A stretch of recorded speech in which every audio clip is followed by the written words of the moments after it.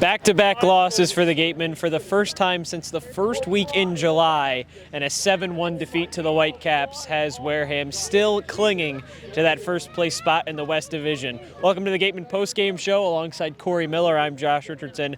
Cory, in this one, Brewster just poured on some runs early, and that ended up just being enough. They did. They got to work starting in the second, got one, and then slowly added on, more in the third, and then the fourth was just kind of the exclamation point with those 4 runs in the inning. The Gatemen pitchers just couldn't get consistent outs. Too many pitches left over the heart of the plate. Double-digit hits for the Whitecaps, and they really got it all done in innings 2 through 4. But that set the tone for the rest of the game. And it was a combination of that, Cory, but also the Gatemen just leaving so many runners in scoring position. Chances with second and third, no out. Second and third, 1 out. Bases loaded a few times as well. You just couldn't get those runs across. No, anytime you're down 7-0, that puts your team and your offense in a tough spot. But certainly possible for the Gatemen to come back, and we've seen them do that from large deficits. You go to the 4th inning, they finally got a run back. Second and third, no one out. They only scored 1 run. You move ahead to the 6th. That really felt like the big spot. Bases loaded, 1 out. The Gatemen get nothing. And from there, I think that was just sort of the nail in the coffin to come up short with that situation.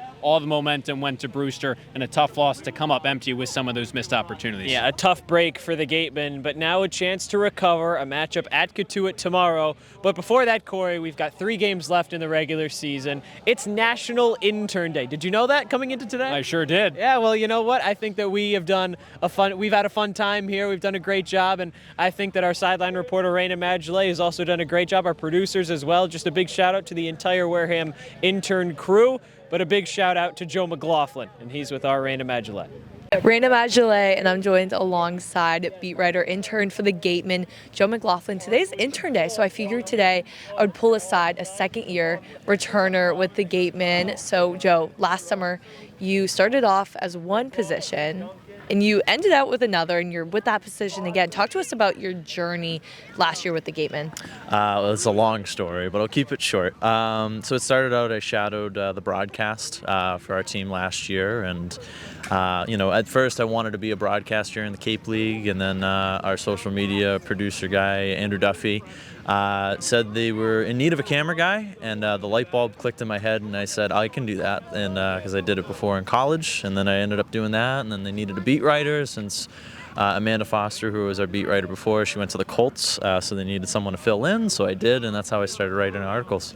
And what is the most exciting part about your job, coming here every single day, but especially as your specific job, beat writing? Just to tell the story of these players. I mean, these guys come from all over the country. They work so hard to get into a position like this, and it's just so cool to see so many different stars from all over really come together and become one team for 40 games.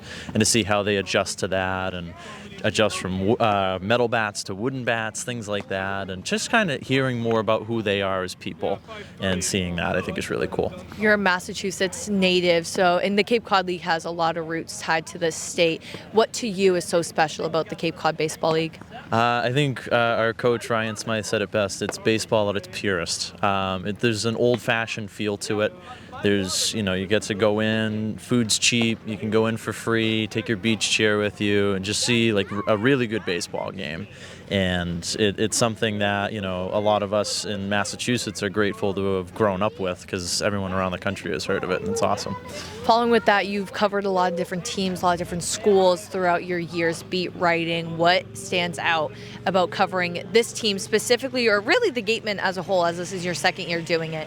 Well, for me, it's covering a lot of Division I All-Stars. I mean, I go to Franklin Pierce University, which Division II represent in the NE10, but it's really cool to see guys from baseball powerhouses really come in here, and to see guys even get drafted in the MLB, and to have some of their contacts in my phone, I think is like a humble brag that I get to have, so it's nice.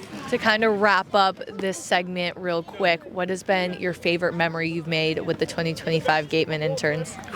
Man, favorite one? I'd say that's a tough one to say, because I think every day is really a great day. I think Fenway Day was a lot of fun if we're talking like specifically within working hours, but I remember going out to celebrate your birthday was also a very fun time at the Stonebridge Grill, so that was a really good time. Fun. So anytime we get together as a group, I think is a really fun time. That was definitely a fun and memorable moment, I think, for all the interns. We all had a lot of fun. Well, thank you, Joe. Well, thanks, Rayna, and thank you, Joe. The Gatemen back in action tomorrow at Katuitt. 4:30 start from Lowell Park, the rubber match of the season between the Gatemen and the Kettleers. Cory and I will be on Cape League TV and on YouTube for all the action.